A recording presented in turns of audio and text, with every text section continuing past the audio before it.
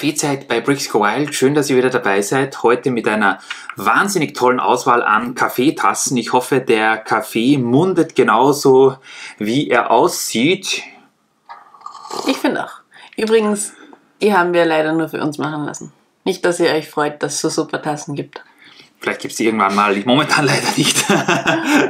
Aber Rita genießt den Kaffee, wie ihr seht, sehr. Wir haben bei Bricklink eingekauft und wollen euch zeigen, was das alles so war. Und am Ende gibt es noch, weil viele von euch geschrieben haben, unseren Haul aus dem Lego Store in Wien. Beginnen wir mit dem absoluten Highlight dieses Bricklink Hauls. Das ist eben dieser Haul, den wir im Legoland abgeholt haben. Besser gesagt, über einen Freund im Legoland bekommen haben. Rita, zeig mal das Teil. Also für Christoph ist es ein Highlight. Ob es für euch auch ein Highlight ist. Ja, komm, zeig das Teil. Wir haben dieses Teil hier, ein Hubschrauber-Body in Dark Green, ist glaube ich exklusiv nur bei einem Jurassic World 4 Plus Set erschienen. Und ihr fragt euch vielleicht, warum haben wir das Teil gekauft? Nicht nur ihr. Wir haben das Teil auch nicht nur einmal gekauft, wir haben das Teil auch keine 5-mal oder keine 10-mal gekauft, sondern der Verkäufer hatte allen Ernstes 75 Stück dieses Hubschrauber-Bodies zum Verkauf. Das spiegelt jetzt nicht. Und ihr fragt euch wahrscheinlich, warum ich die gekauft habe, aber ihr seht, ich bin sehr euphorisch. Das verheißt sehr viel Gutes. Ich habe jetzt mal ein bisschen gespielt. Ja, Rita, trink Kaffee und lass gut sein. Wie kann man solche schierchen Teile... Wir haben uns jetzt schon diverse Male, ihr könnt euch auch vielleicht noch erinnern an den Haul, wo wir, ich glaube, 20 oder 30 dieser Flugzeugrumpfteile, dieser Flugzeughecks gekauft haben, um eben, speziell im ländlichen Bereich, wo wir noch ein bisschen aufbocken wollen, um dort noch ein wenig an Höhe zu gewinnen. Und da habe ich jetzt mal ein bisschen wieder in die Kiste reingeschaut, weil ich das jetzt demnächst mal ein wenig umsetzen will.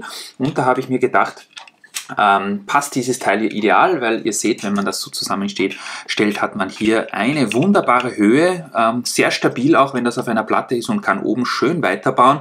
Das Ganze 75 Mal und jetzt kommt nämlich der Knaller. Der Verkäufer hat dieses Teil hier für, ich glaube, 6,5 Cent pro Stück verkauft. Also wir haben für die ganzen 75 Hubschrauber hier nur ein paar Euro gezahlt und das ist schon der absolute Wahnsinn. Zumal ja solche Teile wie 2x4 Bricks oder so, was wir sonst immer zum Aufbauen oder zum Erhöhen hergenommen haben, immer teurer werden. Und hier haben wir dann gleich mal eine Höhe von, keine Ahnung, 5, 6 Bricks, eine schöne Baufläche oben drauf und können dann einen Berg bauen. Also Terraforming kommt jetzt. So redet jetzt am Morgen. Ich glaube, Christoph macht einen neuen Standard, nicht den Milch-Standard, sondern den Christoph-Standard. Und der ist dann, keine Ahnung wie hoch, einen Hubschrauber und hoch. es müssen unten Flugzeuge verbaut sein, ganz genau, sonst geht das nicht. Ja, was haben wir sonst noch, Rita? Ja, eigentlich nur coole Teile sonst. Übrigens ist das von MT Bricks. Sie haben uns sogar so einen handgeschriebenen Unterschriftsbrief dazu geschenkt. Ja. Sehr, sehr nett. Habe ich mich sehr gefreut. Wir haben eine Ritterrüstung für Christoph, eine rote. Ich weiß nicht mehr, ich glaube, uppala. Jetzt ist sie weg. Das ist eine Ritterrüstung, die ich seit mehreren Jahren suche, weil die bei der Erweiterung des Schloss Löwenstein dabei sein soll. Und jetzt ist sie weg. Ich warte schon, wie gesagt, Jahre drauf, bis es endlich mal einen Bricklink-Händler gibt, der die hat. Jetzt habe ich sie gekauft und sie ist schon wieder weg. Ja, gut. Genau, aber wir haben sie kurz gesehen. Es war schön mit ihr. Vielleicht werden wir sie wiederfinden. Wahrscheinlich Tim, wenn er unterm Tisch herumkraxelt. Dann, nein, ich wusste nie raus.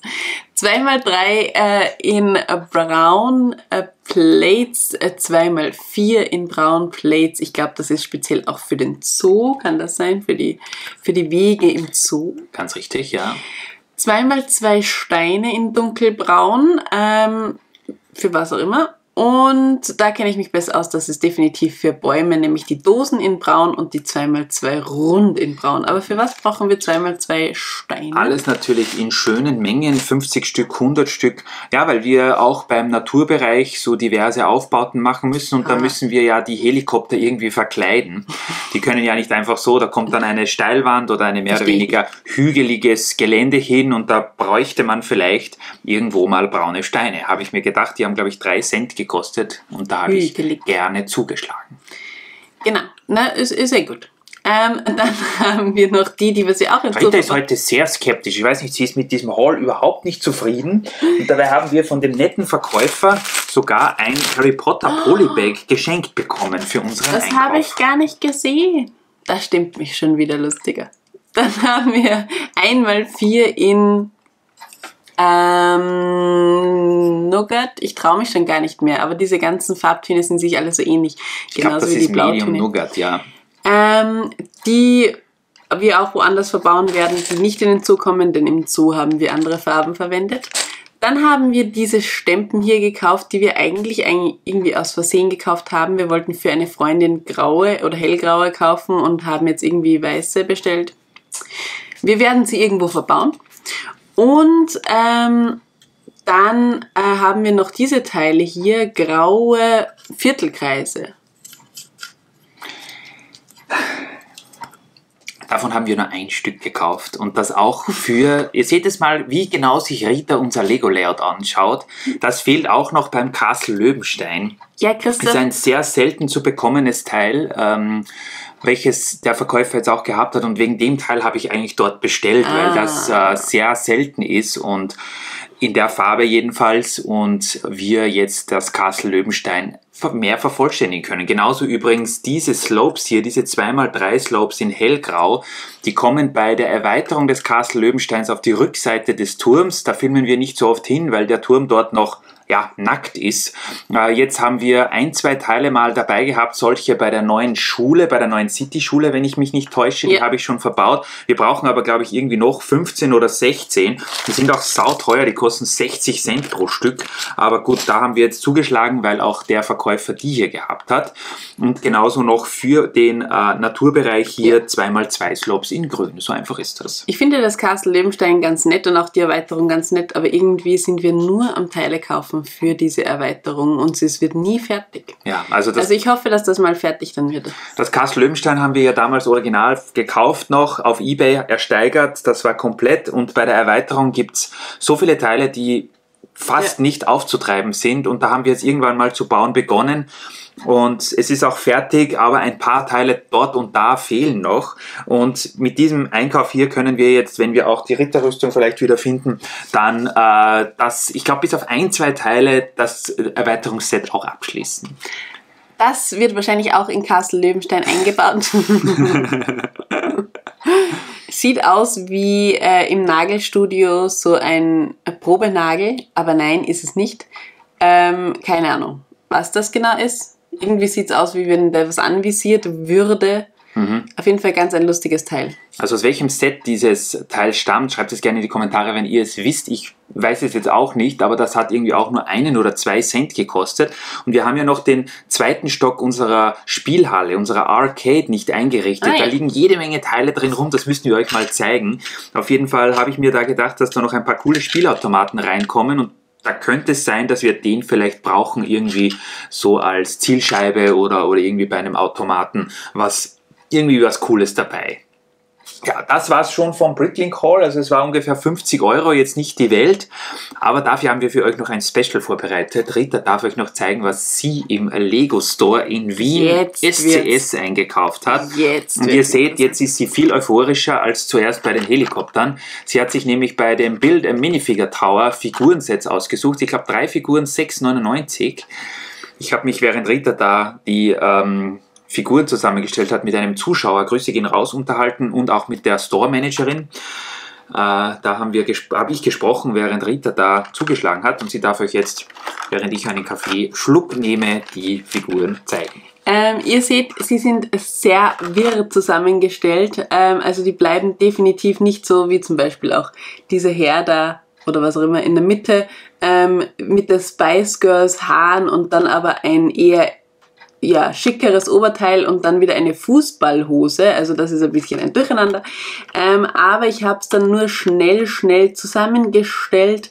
Übrigens auch sehr cool, dieses Unikitty Oberteil, das hat mir sehr, sehr gut gefallen, weil da so viele Kids waren und ja, da wollte ich dann nicht ewig meine Zeit verbringen, denn die waren außer Rand und Band, was ich natürlich verstehe, denn Minifiguren sind schon echt cool. Ich finde diese Figur sieht ja aus wie aus dem YMCA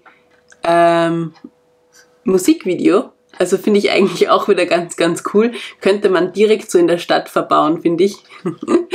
Aber sehr, sehr cool. Ich finde auch diese Fliese da sehr cool. Passt zwar auch nicht da unbedingt dazu, aber gut. Und dann haben wir hier noch einen Ritterpiraten oder sowas in der Art. Was ich cool gefunden habe dort, ist, dass erstens mal alle Leute, die sich die Minifiguren zusammengestellt haben, eine mega, mega Freude hatten dabei. Und es gab sehr, sehr viele verschiedene Frisuren, Oberteile, Hosen und so weiter und so fort. Ich dachte mir, das wird eine Sache von ein paar Minuten, dass ich diese Figuren zusammenstelle. Und ich glaube, ich habe im Endeffekt über eine halbe Stunde gebraucht. Und das ist aber schon die letzte Packung jetzt hier. Also nehmt euch Zeit, wenn ihr sowas macht. Es macht sehr viel Spaß und ja, es ist nicht schlecht, wenn ihr den zweiten habt, der euch dabei hilft, das dann zusammenzustecken. Ich finde auch diese Kleopatra-Haare übrigens sehr, sehr cool. Sehen mega aus. Total coole Torsos, total coole Hüte, Frisuren. Es gibt auch jetzt, habe ich irgendwo auf Stonewars, glaube ich, gelesen, schon wieder neue Figuren für den September, wo auch Halloween-Figuren dabei sind. Wir waren leider Ende August dort, da gab es die noch nicht, aber wir sind in der Hoffnung, dass wir irgendwann demnächst mal wieder in einen Lego-Store kommen und dann vielleicht diese Halloween-Teile auch bekommen können. Wir sind so große Halloween-Fans. Ja. Aber vielleicht bei der großen Store-Eröffnung in München. Rita träumt von dieser Store-Eröffnung in München am 29. September. Mal schauen, ob wir dorthin kommen. Ich weiß nicht. Wir haben gesagt, wenn wir frei haben, fahren wir vielleicht hin. Vielleicht gibt es dann Halloween-Grusel. Diese Frau, ihr seht, mit was wir sie begeistern können. Wir haben dann noch einen Pick-a-Brick-Becher mitgenommen. Kostet jetzt aktuell, ich glaube, 18 €, wenn ich mich nicht täusche. 17 Der große 17 oder 18 €. Gut gefüllt. Rita hat immer schön geschüttelt, dass die Teile schön nach unten fallen. Und wir dürfen euch da zeigen, was der Lego Store SCS in Wien da parat gehabt hat. Wir haben einerseits Fensterrahmen mit der neuen 6er Breite oder Türrahmen besser gesagt, und auch die Türen gab es in Transparent Blau. Da haben wir ein paar mitgenommen, aber die brauchen relativ viel Platz. Dann haben wir dunkelblaue Dots, auf jeden Fall nenne ich sie so, also runde 1x1er Fliesen in dunkelblau. Das ist das gleiche dunkelblau wie beim Disney-Schloss, habe ich also vor, dass ich da den Boden etwas damit fließe. Mal schauen, irgendwann wird es passieren. Dann Sandgrüne, diese kleinen 1x1er Cones, da haben wir auch ein paar mitgenommen. Ich weiß zwar gar nicht für was, aber die haben uns in Sandgrün ganz gut gefallen. Während Rita hier den Teiletrenner ich gebe das nehmen muss. Ja, wir haben teilweise die Teile zusammengesteckt, dann brauchen sie noch weniger Platz. Dann haben wir in Olivgrün dieses Pflanzenteil hier sehr oft genommen. Also die sind auch runtergepurzelt in den Becher und da haben wir sehr viele dann noch auf gut Deutsch so bekommen, weil die alle runtergefallen sind. Nämlich in Olivgrün haben wir die, glaube ich, nicht wirklich. Dann haben wir dieses Teil, keine Ahnung für was. Wir werden es herausfinden. In Dark Orange. Rita sagt, sie hat keine Ahnung. Ich habe natürlich in meinem genialen Kopf schon wieder Ideen dafür. Ich habe mir gedacht, dass man das Teil vielleicht irgendwie als Umrandung, als Verzierung nehmen könnte für Bäume, für Blumenbeete. Da haben wir ein paar genommen, um da hier für euch was darstellen zu können. Dann auch in Medium, oder ist das Medium Nougat, glaube ich? Ja, sieht so aus. Dann 4x8 ist das, oder?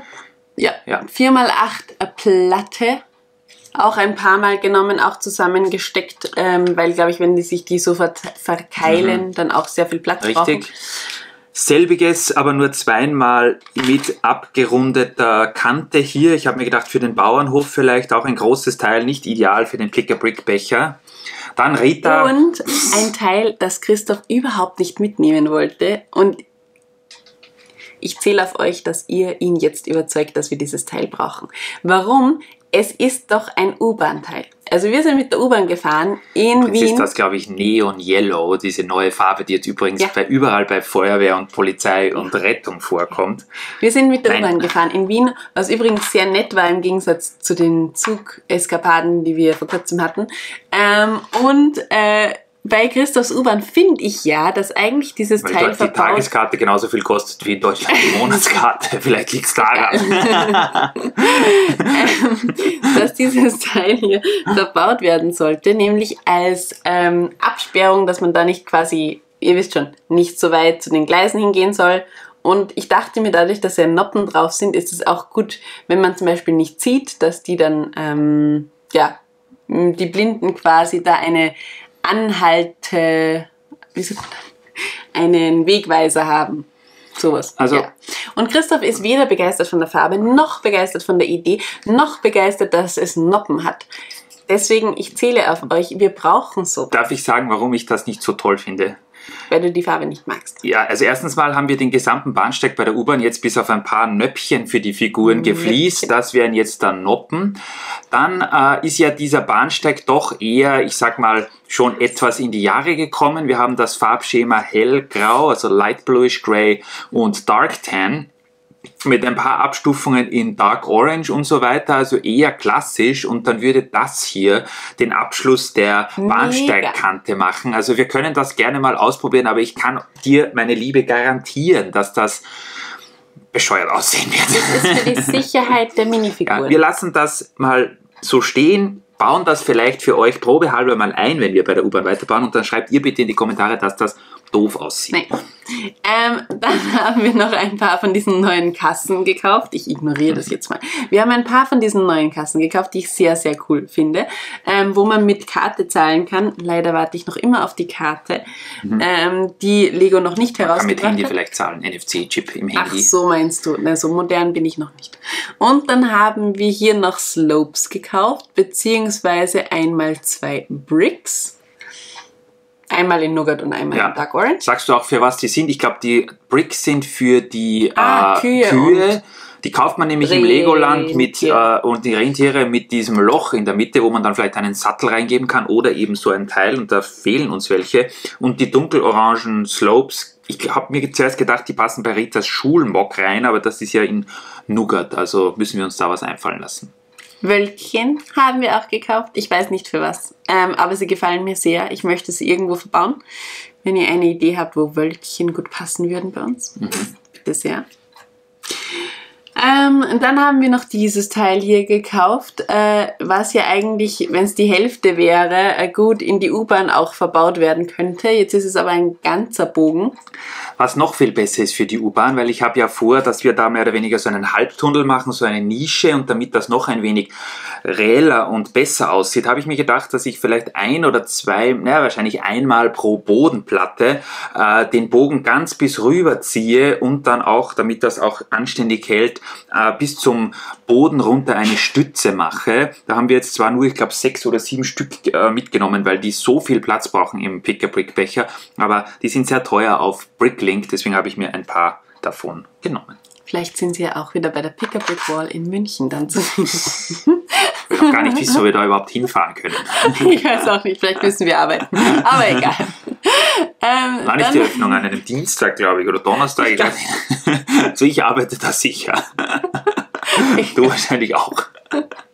Wir werden mal an unsere Vorgesetzten, hallo, falls ihr das seht, Ritas Boss und meine Chefin, wir fragen hier offiziell an, ob wir nicht am, 29. September frei haben könnten, damit wir in den Lego Store zur Eröffnung nach München in die Kaufingerstraße fahren können. Wenn ihr das seht, denk mir, als Lehrperson fällt es ja auch nicht auf, wenn man fehlt.